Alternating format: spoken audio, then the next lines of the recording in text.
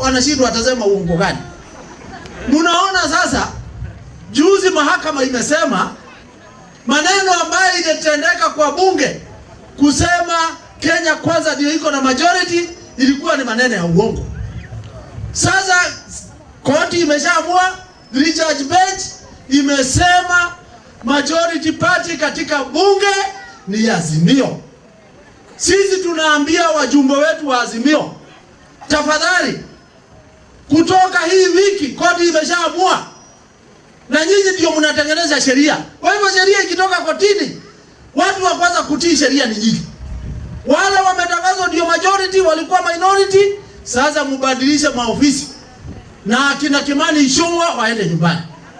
Wametuaibisha, watu wa kujipiga kifua. Tunataka sasa koti imewapeleka nyumbani kupitia kwa Mwenyezi Mungu.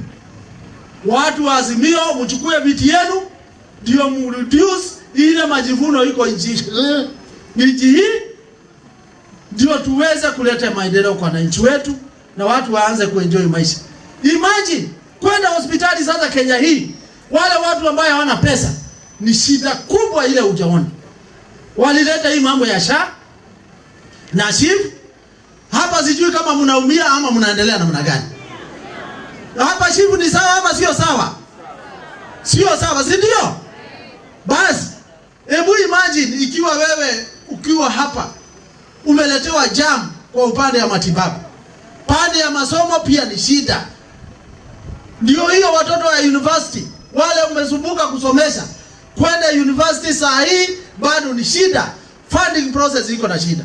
Kwa hivyo mimi nawasihi watu wa pande hii, Mungu amepeana nafasi tupate kiongozi ambaye ni mcha Mungu, ambaye ako na experience na ako na masomo. Kasongo juzi anasema ati yeye amesoma, ako na PhD.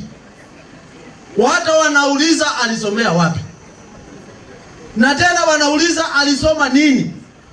Kwa sababu lazima Kasongo aheshimu Mheshimiwa Dr. Stephen Kalonzo Musyoka, senior counsel katika Kenya hii, mtu ambaye amesoma masomo ile ambaye ni relevant katika uongozi. Sisi tunataka kuambia Kasongo, tafadhali, vile wewe umekosea Kalonzo Musyoka heshima. Juzi unasema hana ng'ombe.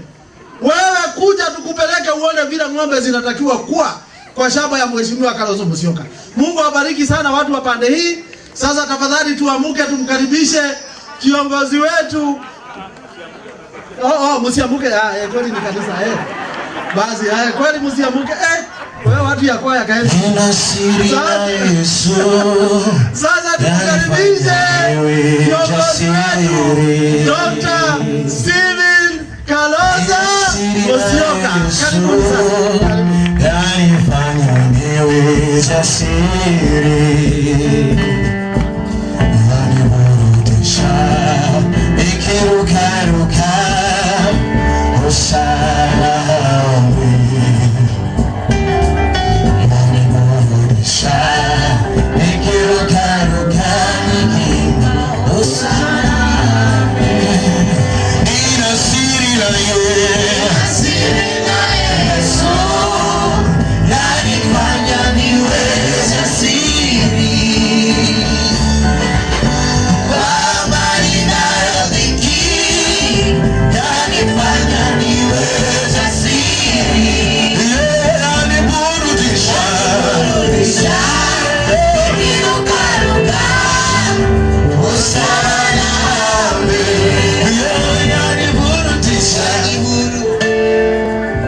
Asante.